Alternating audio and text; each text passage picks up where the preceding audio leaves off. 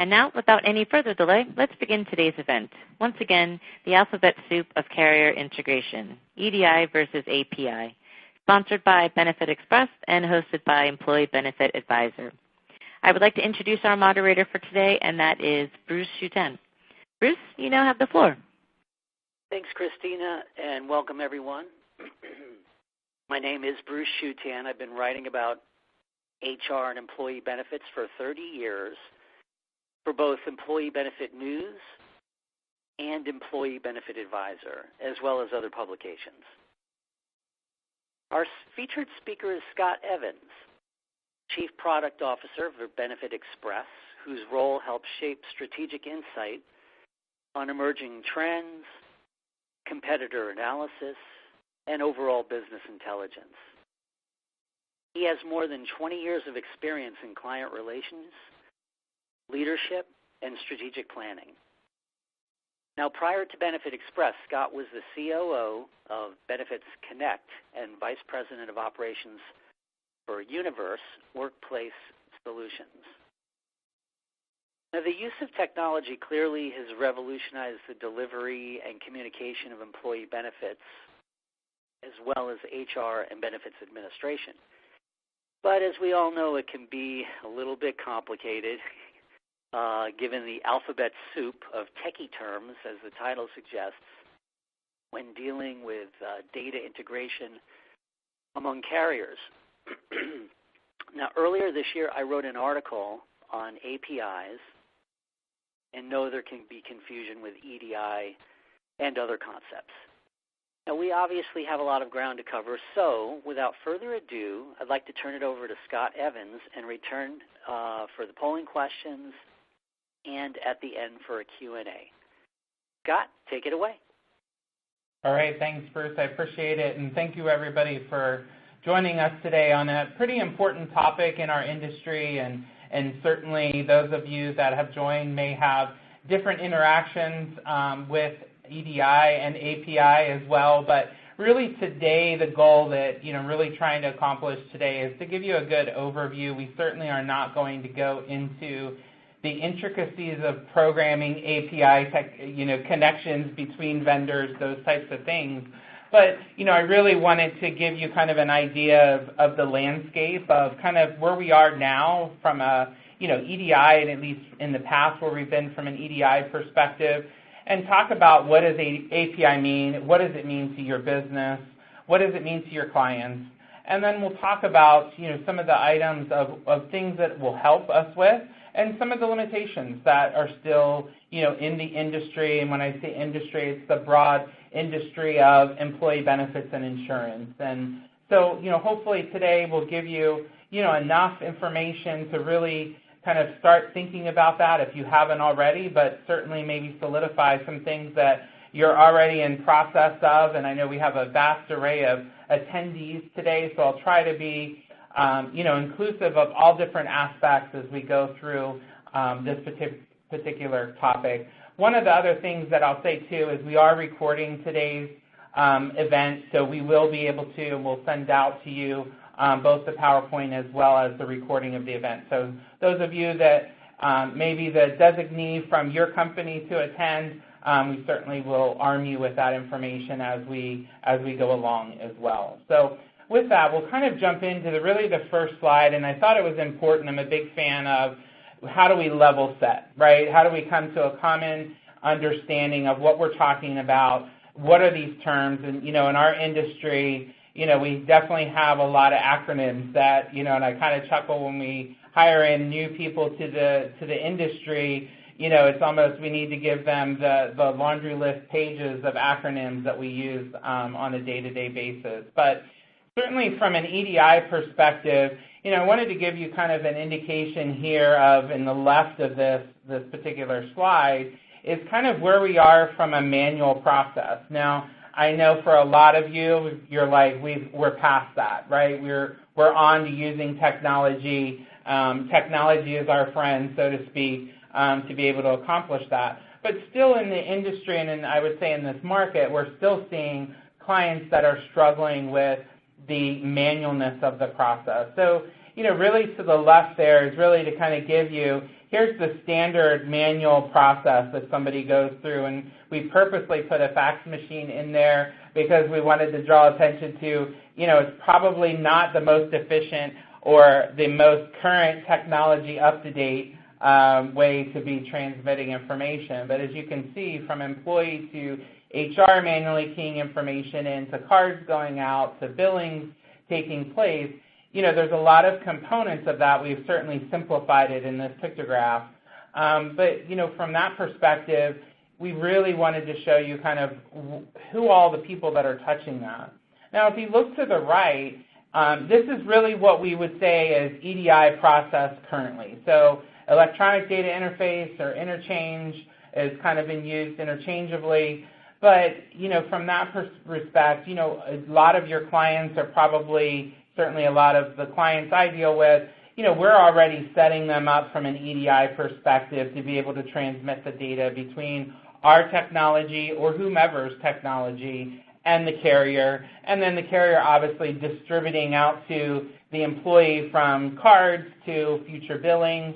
From a client perspective, as we all know, those that are in the industry, as you process an EDI file, there's typically exceptions to that EDI file, hopefully not many if it was programmed correctly, but certainly throughout the life cycle of that interchange between the two, there's definitely, some interaction that needs to take place. And, really when you think about, and it's one of these items that I didn't include in the slide, but wanted to kind of plant the seed with you kind of early in this process, and actually did this with a client advisory group as well, is when you really think about, if you forget all of your benefits knowledge, and certainly looking at who's attending today, we have a lot of knowledgeable people in this industry. But if you kind of forget your knowledge and your experience in the industry and take yourself back to that first job out of college and have the HR person explain to you, how do I get my card for my medical insurance? And if you had to explain that process to the employee, think about all of the different steps. So when you think about that, it's employee enrolls, and we've defined some of this in the pictograph, but the employee enrolls, the HR person processes it, or in the case of an EDI file, the technology is compiling all of that information and then potentially sending that over, it could be weekly basis, biweekly basis, whatever that frequency is. Then the carrier receives it, the carrier processes it, then after all of that's processed, then cards are issued. So you think about our society and the world that we live in, and certainly how we shop and our consumer experience, regardless of age, it's kind of a process where you sit and scratch your head going, is that really the most efficient way to do something, and with the advances that we've had in technology? And I think that's really where, our conversation today is what is the next step for that? And certainly, it's an eye-opening, or at least in the segments that I've been in, where an HR professional thinks about what that process looks like, and they're like, you know what, there has to be a better way to this. And that's really what we're trying to create awareness as we talk about API and what that means to you as a company. You'll notice as we go into API, and application programming interface is the full word outside of the acronym that we've made for it, but you will hear throughout this industry API. It's very rare you actually see the full word spelled out. But really what we're taking is we're connecting two separate systems or two separate applications to directly interact with one another. So for instance, one of the biggest areas that we're seeing a lot of activity in is in the area of human capital management. So clients are really looking for a best-in-breed or best-in-class in the different components that go into human capital management. So when a client, for instance, has a transaction that takes place on the payroll side, we'll just say the employee is hired. They're then typically that file, EDI file, right, current state, current world, is then being sent to the technology provider, who is then opening up all of the windows and all those good things for an employee to go in and enroll into those particular plans. Well, that information takes time. So depending on how quickly the client pulls the file, sends the file, it's processed the file, there could be week to 2 weeks, depending on, again, if you're doing a daily file, there's probably a couple days delay. If you're doing a weekly file, it's certainly not a full another week, but, a few days we're tacking on to that. So again, it goes back to HR having to explain what some might say is an inefficient process. So really the joy of API, as I call it, is the fact that HR person can go into a system, if it is connected to, in this case, a benefits technology system, the information of a new hire, the census data that traditionally has been the put it on a file and send it, once they're putting that in the system, that's then transacted over into the technology database as well. So, depending on how frequent that is. So that's another piece of API I think is a misunderstanding is a lot of people will hear API and they assume that it's real time right out of the gate. And it certainly can be, and in a lot of applications it is, but I would say that's one of those areas when you're talking to a vendor or a potential partner in this arena, whether it be a technology partner or certainly a carrier partner if it comes up in those conversations, is the fact of think about what is the frequency of that API pushing or pulling, as we call it, the data, whether it's pushing it to the technology, the ben admin technology, or pushing back to the payroll. Those are different schedules. And, there are some that may hold that on a daily basis and send that over. Certainly there's ones that do it live. There's certainly ones that do it with a couple-hour delay. So it's something to note that just because it's API doesn't necessarily mean data transmits instantaneous in all cases. It can, however, it's up to the provider, the connection between those two particular companies on how frequent they're going to do that. So you can see in, this particular pictograph, we're really sending whatever those requests are back and forth between the system. And this can be interchanged regardless of, it doesn't have to be benefits technology. It could be applicant tracking. It could be new employee onboarding. It could be performance management. Those types of things, from that perspective, obviously each of those components of human capital management need different information, but they certainly, with an API connectivity, it makes life easier for transmitting that data. And that's really the key to it, is using current technology to do what in the past, and still to this day, is very prevalent. EDI is very prevalent in our industry of transmitting information. And we'll talk a little bit about later about some future, where we see the industry kind of headed, and certainly encourage you for some of those questions as well. So the next slide that I thought we'd talk about is really giving you kind of what is the difference between EDI and API. And this isn't necessarily specific to benefits technology, so that's one thing I will throw out to you is, we wanted to make this more about, certainly benefits technology is what we, here, at least from my experience, have been involved in. But, I didn't want to be limiting in our audience here as well. But from an EDI perspective, you certainly, as you all see, and those of you, like I said, that are very experienced in the industry that are on the call today, EDI has, the 834 file was supposed to be, the revolutionary piece of EDI and kind of going to one format. But, we find ourselves certainly, and I'm sure you all do too, is in an age where there is a lot of differences between, 834 files and what we're actually sending to our carrier partners or payroll partners or human capital management partners. So, to some extent there is a little bit of standardization. However, it's certainly not standardized across with the same format for sure. A couple of the things that I'll note under EDI, as we talked about, it's still the struggle of taking data from A to B and the delay in those two pieces. So if you talk about, things of deployment and how those things are set up, they've gotten to be in the industry a pretty standard setup. Again, certainly in the ben admin technology field, the players are certainly on top of how to deploy, how to configure EDI, and certainly over the years as technology has advanced, that's become easier and easier to be able to do that. But, there certainly is a degree of having to connect with, thousands of different files that leave a given, ben admin tech provider on a weekly basis or daily basis or biweekly basis. Certainly, there's a lot of variations to that. And, one of the things has been the challenge of point A to point B data interchanges.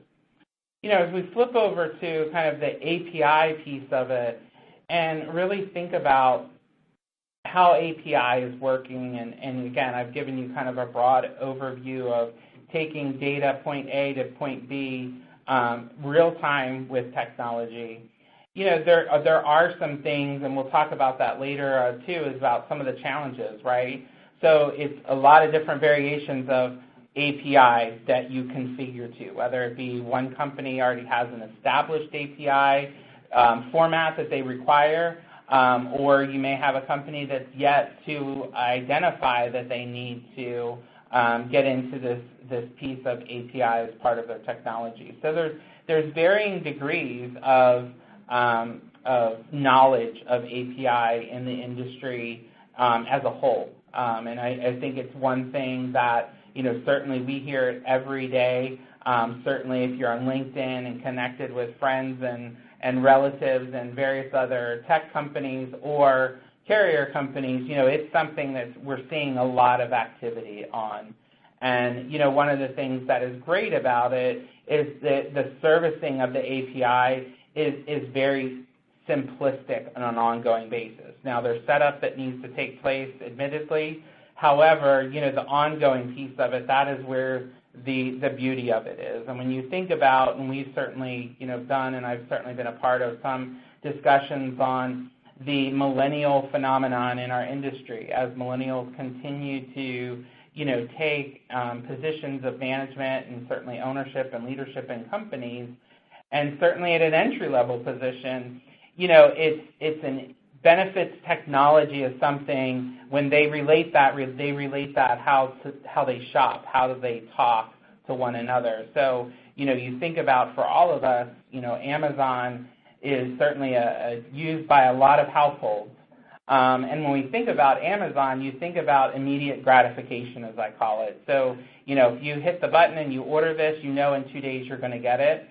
I think when we look at EDI to API, it's kind of taking from, I would say, retail. I look at EDI as traditional brick-and-mortar retail, or maybe 10 years ago how you used to buy stuff and you had to wait 2 weeks before you got it from the UPS guy, to API, which really is kind of instantaneous. How quickly can we get that information to you, and how quickly can we provide that data and provide quality data? That's the other big part of it is, anytime you're setting up API, it has to be set up in a very straightforward way, and really thinking about not only the current but the future, right, in any of those types of technologies. So, while I didn't want to go through each of those and kind of bore you with all the gory details, I thought it would be good to kind of level set as we talk about, EDI to API, how that works,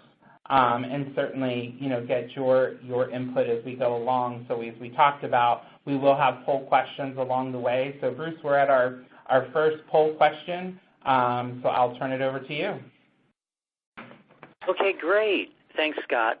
So for our first poll question, we ask, how often does API integration come up in your conversations with clients compared to, say, 2 years ago? Is it much more frequently, more frequently, or about the same? So I'll give you all about 20 seconds to decide, and then click over to the results and see what everybody had to say.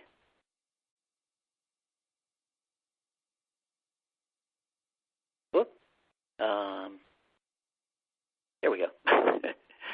Double clicked. Okay, so here are results. Interesting. How often does API integration come up in your conversations with clients compared to 2 years ago? So even Stephen, between more frequently and much more frequently. And so at least we know it isn't the same. So Scott, I'm going to turn it back to you for commentary. Yeah, so it's one of the things we wanted to do is put this question in here. Certainly, in my role, I get and hear about API probably every hour on the hour. Some days it feels like more than others. So, it's certainly, interesting that we're seeing, a lot more frequency. You're certainly not seeing about the same, which was, these polls are always good with you all on the phone as well to kind of gut check some of the things that we're thinking, and certainly not surprised by the results of this, because it's certainly, if we take our, my day-to-day into account, which again, is everybody's different, admittedly, but, being in that more frequent to much more frequent, that's really what our clients are pushing for as well. So, I think, and thank you guys for that feedback, because that certainly helps us kind of gauge, again, what you all are seeing in the market on a day-to-day basis as well. So with that, we'll kind of jump into kind of our next slide, and again, more information about from an API perspective. And, the view that I have is really, the API is of the 21st century. It's a better way to transmit information. And I know we've gotten a couple of questions too, rather, relative to how that information is transferred. So you think about, and I tend to use simple terms because that's just how I think on a day-to-day basis. Whether that's good or bad, I'm not sure, but I tend to break it down to a very simplistic way of think about the connection. So in any system, there's databases that all of this data is sitting in, right? So, if we're doing an EDI file, we actually pull the data from that and then transmit it. What API does, it actually is connecting, think of it as a connection between those two databases. So there's really not a file that's going back and forth. It's lines of information that are writing to each other's tables within that database, not to get 100% techie, but there isn't really a file that traditionally we would see the file, we would see it sent, we would see it accepted. With API, you're not going to see those mechanics of that in that way. It's really lines of information that's being transmitted between the two providers, regardless of who that is. And like I said, some of the things that you as a provider or you as an advisor, we really wanted to kind of dovetail into this on what are some things that you should expect when you come to API. And certainly, and we talked about this a little bit before, is API really syncs data, business to business, real time. So again, real time we should probably define, as I said earlier, it depends on those providers that are connecting via API on what that is. So there definitely are a lot that are real time. Certainly there's others that are, delayed 15 minutes. There's others that are delayed, in a nightly batch. So, those are one of the areas that, as you ask this, certainly I think from a client perspective of the questions that I get from our clients, it's certainly an assumption that API is real time. So something to know as you're talking to a client, typically when they refer to API, at least in my experience, has been very much in the way of, is this real time?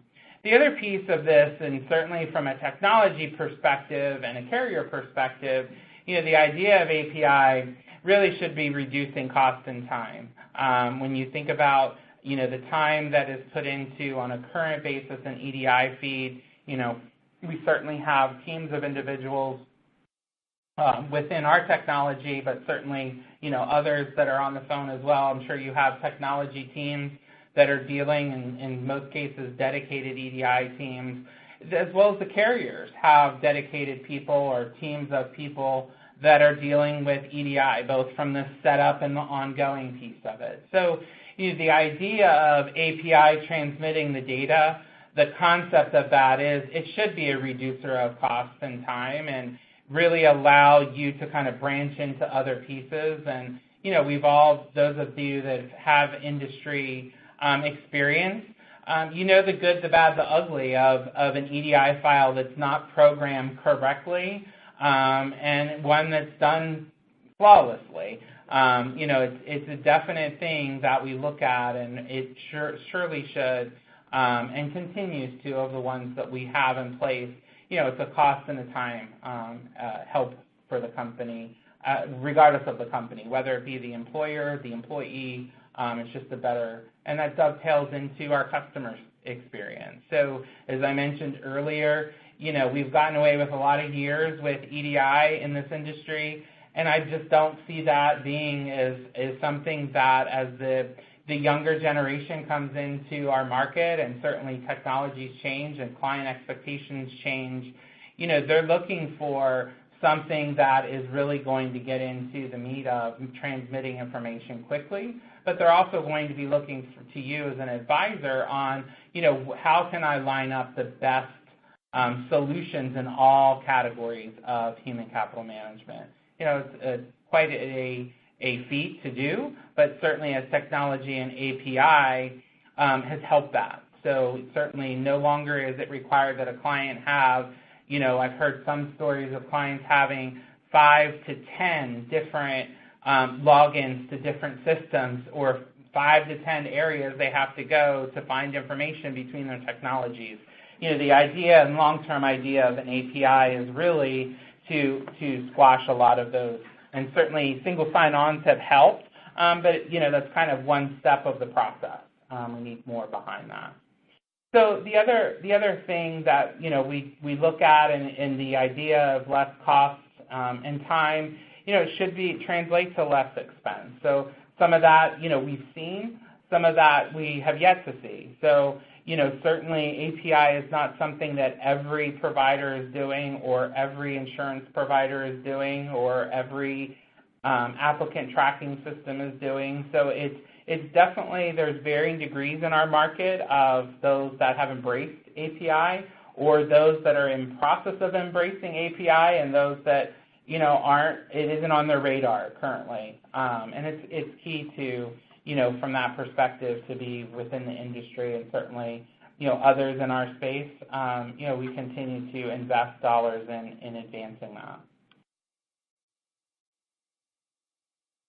So the next piece that we talk about too is, again, a lot of you, as we see the attendee list today, a lot of you are brokers or advisors to your clients, and you always have to answer the question. You're bombarded with so much on a day-to-day basis. You're the central point for different vendors and everybody to go to, carriers, regardless of whoever. Why should you really care about API? What does it mean to you as a trusted advisor to your client? And there's a vast array of this. So as I mentioned earlier, human capital management, is all-inclusive, right? It handles multiple aspects of the life cycle, as I call it, of an employee. But why does that matter from your perspective? And, the things that we're seeing, and certainly there's consolidation in the industry, or a client may say, I want to go to a one-stop shop to be able to provide this. There's certainly avenues for that. But one of the things that we're seeing, and certainly, again, we deal with a lot of different providers and vendors, is, the benefits administration piece of it is a pretty complex piece to any particular company. Now, we all know that we have some clients that, have what I would say probably more vanilla type benefit design and eligibility, but there's certainly a lot out there, and we see them daily, of complex. It takes a lot of service to that. It's one of the things I think in this industry that we've forgotten is the end person. So, we're always talking internally here is, it's not just about that did we send a file or did the API connection work. If it didn't, this is an actual employee. So this is a person on the other end that may be at a doctor's office, maybe at an emergency room, maybe at a pharmacy trying to get a prescription for one of their loved ones or themselves, and it's a very stressful situation. So what I'm saying here is from a human capital management perspective, we really believe in best-in-class and allowing clients to have best-in-class services under that human capital piece of this. And we believe that because benefits administration isn't easy, as a lot of you know, and far experienced more than even I am on the line today. You've seen it, right? There is a lot of complexity that I think a lot of people underestimate. The other piece, as I said, with API, it gives the flexibility. So the client's coming to you and saying, I'm really tired of managing 10 different logins, right? Or 10 different places that I have to go to. Plugging into a technology provider that allows you to use and leverages API allows you to be more flexible with your client. So client doesn't have to pick up and leave and go to the one-stop solution. They can actually partner with their current providers and create kind of their own ecosystem of carriers, and human capital management is a broad category there. So, that's the other piece that I think embracing API actually allows you to get more in your arsenal as a broker or a consultant to certainly solution for your clients and help your clients along as well. The other thing, and is the last point that I'll touch on, and we've touched on it throughout, is this best of breed. So, we're constantly talking to our clients about, we want to be a focus, and I'm sure others in the industry are really focused on benefits administration. That's kind of their core. Others are, applicant tracking. Others are payroll. Others are performance management. It's really focusing on the benefits administration piece and then finding a way, or the payroll piece or the onboarding piece, and find a way how to connect all of those with your client. And, that's the beauty of API. It allows you to do that and create that unique ecosystem for that client, as opposed to them having to pull something off the shelf and use it that may not work for everybody. It certainly allows you to be you don't have to be a one-size-fits-all type of solution. You can be a solution that can morph and to change depending on client needs or your needs as a trusted advisor to your particular client. So, a lot of aspects I think that this has opened up for the broker consultants as well, and certainly is allowing more efficiency throughout the process. So as we promised earlier, we were going to break this up with polling questions. So we're at our next polling question, and Bruce, I'll turn it over to you. Excellent, Scott. Okay, so for this polling question, we're asking, how have you responded to the proliferation of human capital management software? Is it A, I've added HCM to my portfolio of products, B, I've formed partnerships with HCM providers, C, I'm evaluating an HCM strategy, or D, no change, this doesn't affect me? So this one probably requires a little bit more thought than the first polling question, so try to give a few extra seconds for folks to go ahead and answer the question, and hopefully I won't double-click this time. Let's go right to the poll results. Okay, so let's see what everybody has to say. Okay, so in response to this question, most of you, well, it's all pretty tight, but most, a little over 30% say I'm evaluating an HCM strategy. Close second is no change. This doesn't affect me at just under 30%. 27% of you said I've formed partnerships with HCM providers, and 13.5% said I've added HCM to my portfolio of products. So I'm going to kick it back to Scott for further commentary. Yeah, it certainly, and thank you everybody for participating in that. It certainly helps us understand, the audience that we have on. But, certainly, it had been interesting to see this polling question a few years ago. and then compare it to today, my guess it's probably very different than what we've seen today. But certainly, quite a few of you are either formed or in the process of evaluating your particular stance from a human capital management. And certainly some there's no change, and that could be for various reasons, whether you could be a carrier partner or someone else that may not necessarily have or need a connection with human capital management. So again, some of that's based off of client need, right, that we go out and do. But certainly, I'm seeing a lot of, daily conversations, certainly in our industry, of how do we connect to human capital management ecosystems. And again, there's a broad array of those, as we've talked about. But certainly, I'm encouraged to see that quite a few of you, or at least the majority of you, are either evaluating or in the process of or have already formed HCM providers. So that's not surprising results, but certainly good to quantify some of the things that we're thinking here as well. So a couple of the things, and I wanted to make sure that we left ourselves some time at the end for Q&A, and I know we're about 20 till the top of the hour.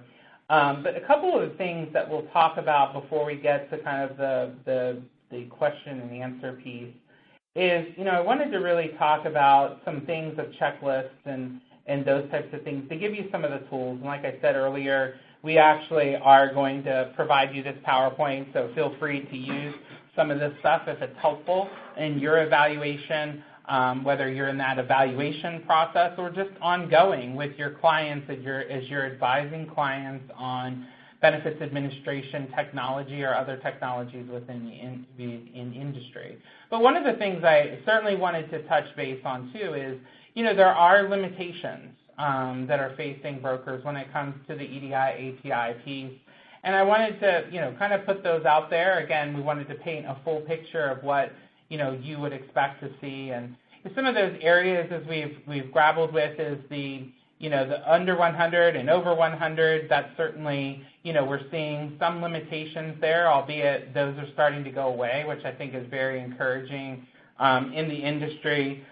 Certainly from a technology vendor perspective, we're always encouraged to see, changes to that, and certainly there are many, providers out there, and maybe certainly some on the phone that are in that, under 100 market that, has been kind of all over the board. But, we certainly are seeing, as you are seeing, transmitting things electronically is becoming more of the norm regardless of size. The other piece is, the API piece, I would say, has probably been more adopted on the payroll piece of exchanging back and forth. Certainly on the carrier side, there has been those instances where, evidence of insurability we have seen throughout the years of it certainly changed from paper to technology from that perspective. But, again, we're really relying on the EDI files for the enrollment files. So, again, I can't predict the future, and certainly we have carrier partners that we work with on the line today in this particular venue, is, I really see the market starting to push more towards how can we get better, how can we have a tighter integration between us in this ecosystem and service our clients better. The last but certainly not least is APIs vary between systems. So again, there isn't a standard API that everybody is on. Everybody has, there's a lot of the quick-to-market providers have kind of their standards. Again, the basis of those is a lot of similarities, but how they handle some things could vary. And you may find yourself in some instances, certainly in our industry, where we are building our APIs to connect to an existing API that's already there.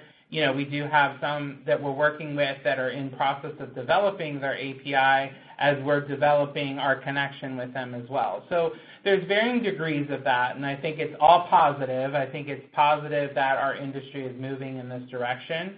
But just to know is, this may be a limitation of variation between systems, or you may have a variation where it's a particular product or solution maybe you can't offer to your client under an API. So there's still that transitional. We have, I would say, years ahead before we really eliminate EDI from the process because we've been so reliant on it for very many years, and it would require a lot of change on a lot of different ends to be able to do that. But, like I said, the main key of it for most clients is the payroll piece of it. And I really feel that the payroll industry has really gotten to the table with, certainly us and other technology vendors in the benefits space and really try to create a better exchange between the two companies. So that's all encouraging, certainly from every aspect of the industry. So a couple of these on the last couple of slides I'll touch on. I'm not going to read these verbatim to you, but we wanted to give you some pointers or some questions as you're evaluating whether it be benefits administration technology platform. I think it could be utilized for other platforms as well that you may be helping a client with, such as wellness and those types of things. How do they interact with those? So, getting behind, and one of the things I would always encourage, and I think one of our last webinars we had is push past the demo with whoever you're evaluating, regardless of industry. Push past the demo and really get into the nuts and the bolts of any provider or any platform that you're looking to connect with or to consider or recommend to your client. So, one of the things that, I've said repeatedly to clients is a lot of clients view, when they go out to market or they go out to considering new providers, is kind of a multiple choice question. Do you want A, B, or C? And I would argue that they shouldn't have to pick A, B, or C. They should go with D, all the above. And, you need the technology piece. You need the service piece behind it. So, I've often said great technology without service is just a pretty screen that you're looking at, and you better hope it works. So, we're a big believer, and I'm a big believer throughout the years in the service behind that technology to make it all click. And I think last but certainly not at least is the subject matter experts to help you as well. So, we don't expect our partners to be experts in all aspects of the ben admin technology field or benefits administration or, COBRA and FSA and those components of benefits. You want to have a provider and you want to partner with a provider that you don't feel like you have to choose A or B or B or C or whatever the case may be. You should feel confident that you can get and choose D and get all of the above. And that's really the goal of what we really want to push for from that perspective in giving you this particular checklist as we go through it. And certainly I would encourage you, certainly not the end-all checklist, but again, wanted to give you guys some thought process behind it as well. So with that, we'll roll into, we have one last polling question.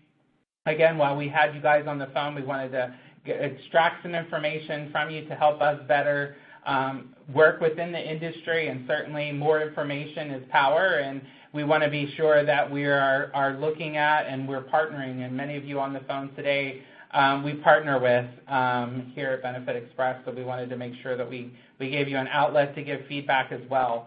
And then we'll jump into Q&A. I wanted to make sure we took at least the last portion of the time to answer some questions as well. So Bruce, I'll turn it back over to you for our poll question, and we'll go into question and answer. Great, Scott. Thanks. Okay, final poll question of the day. Where are you in your journey with benefits technology? Is it, I'm satisfied with my benefits technology offerings?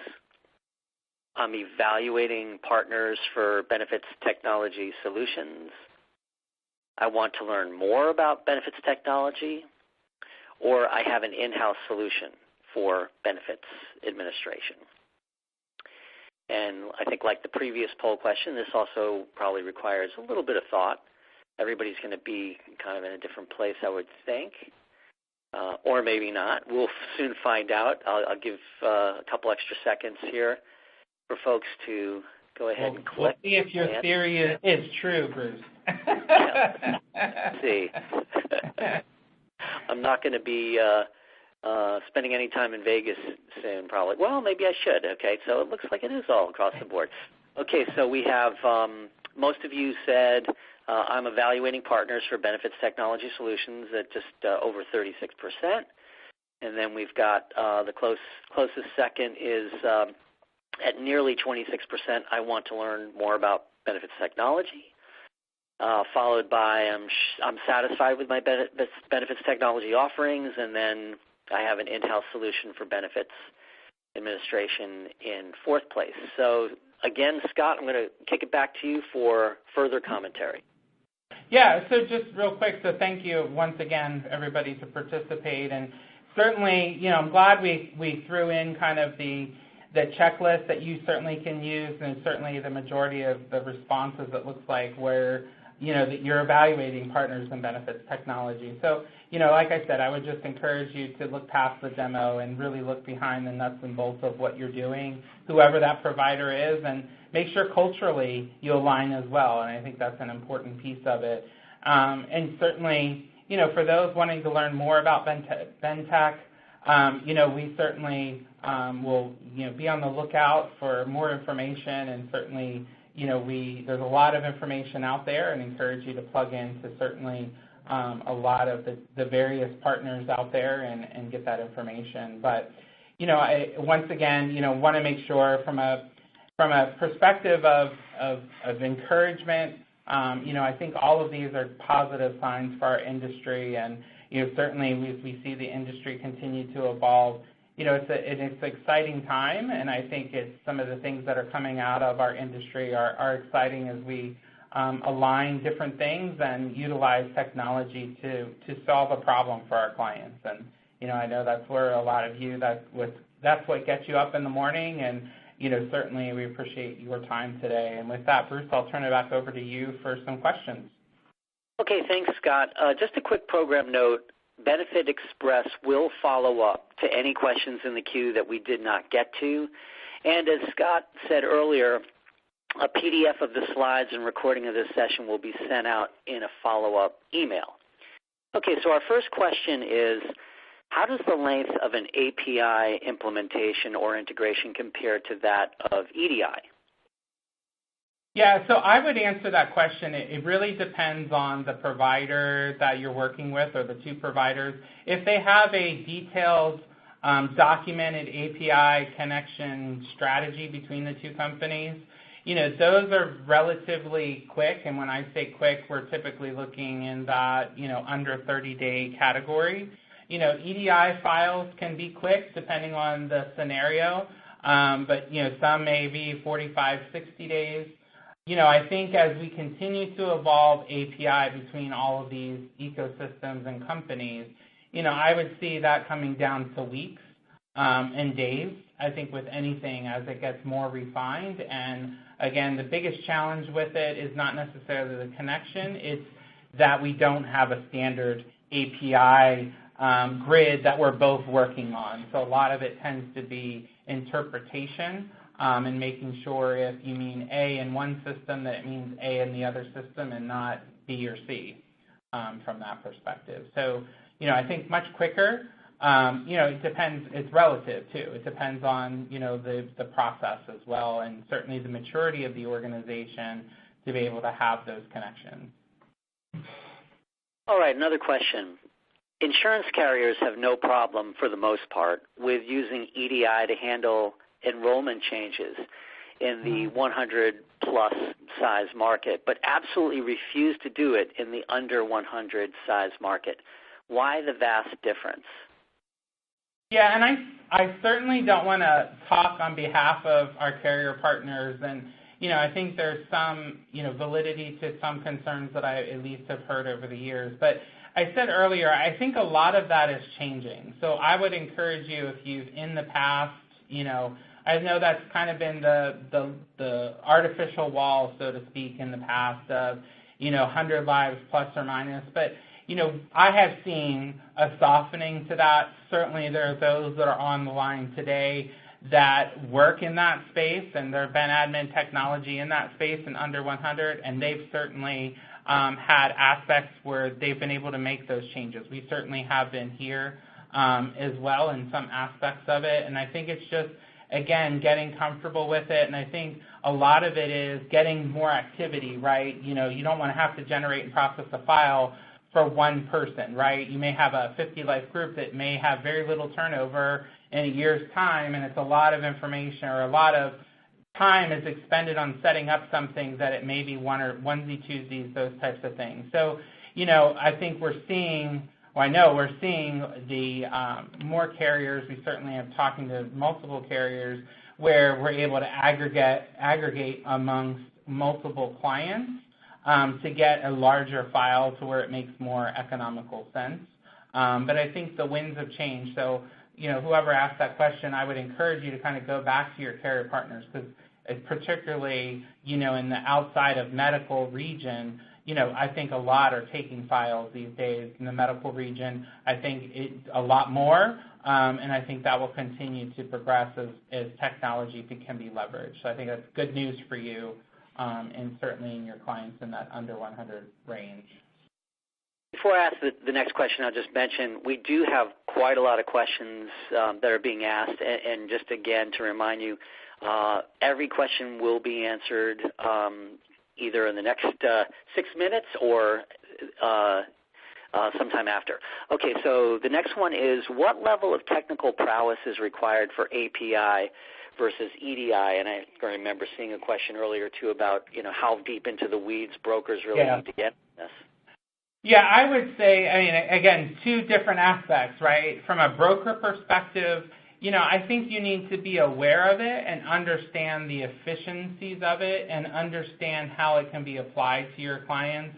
I certainly would not, at least from my perspective, again, my opinion, would be that you wouldn't need to have kind of the techie behind the scenes, that our developers here know all of the coding arrangements behind the two. I think you need to have an awareness. You need to have an understanding, an overall understanding of what it accomplishes and how it will help your client with maybe some of their challenges. But I think for the deep knowledge, that's where you really need to have a technology partner that can help you with that deep knowledge. That's where I would say, rely on your technology partner for that. And they're subject matter experts in that particular area. I would say if you are not a broker or advisor, if you are a technology provider, you need to have very deep knowledge of API and what it can do and the technical aspects of it, because that's how we're going to and continue to create bigger and bigger ecosystems within the industry as well. So, I think from a broker perspective, I don't think you need to be the expert. I think you need to be aware of it, how it's going to help your clients, and rely on your technology partner to help you with maybe some of the more detailed techie questions that you may get from the client or maybe their technology team aspect of it. All right, Scott, another question. How many years off do you think insurance carriers are from moving to API?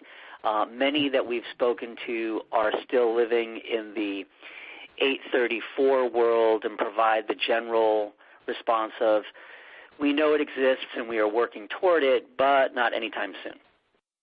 Yeah, as I mentioned this earlier, we certainly have an ecosystem of a lot of different carriers and providers, and certainly, millions and millions of participants with some of those groups. I really see this as kind of I would say 3 to 5 year thing at a minimum, and that's not necessarily the whole industry transitioning it to this. I think a lot of, at least what we're hearing from the carriers, you're right, there is an awareness of it. I think there's some that are exploring it more than others.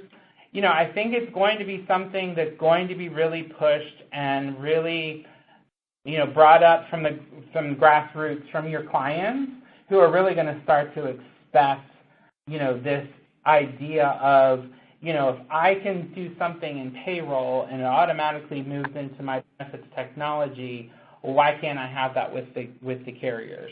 I think it's a natural progression there.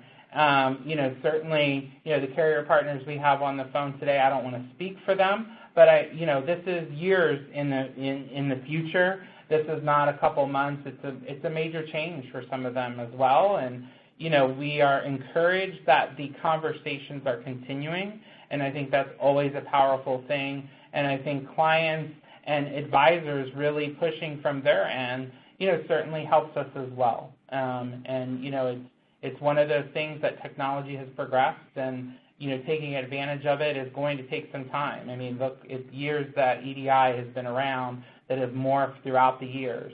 I certainly don't think, and certainly would hope not, that API takes us that long to get to kind of the 834 measure of EDI.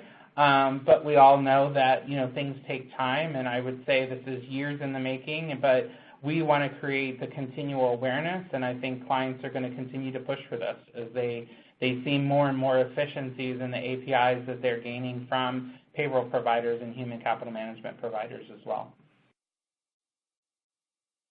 Okay, how about one quick question? There are standard security protocols in place with EDI. Since API varies so much between vendors or partners, how are security measures for an API regulated? Yeah, that's a good question. And I think a lot of that, well, I don't think, but a lot of that is in the setup and the connection between the two companies. So there's certainly keys and connections that have to be made between the two providers that are secure. Obviously, this isn't data that's just floating out into the world for everybody to access. I think data and how it transmits via API is actually, in my opinion, more secure from the aspect that there's less process that has to be sent and transmitted to an SFTP site if your EDI file, and then there's information back and forth. There definitely is, security is an aspect of it, but I think API is really, from a security perspective, and that's important to ask of any provider, is, what are their security protocols? And certainly, us here, we fall under various different securities, and, high trust is a big certification that we have here that, requires us to have the right security protocols with any API connection that we have within our system as well. So, I think security should be top of mind as you evaluate that, but there's certainly built-in security protocols there. I want to thank our speaker, Scott Evans, once again, and appreciate your attendance at today's webinar. Have a great day, everyone.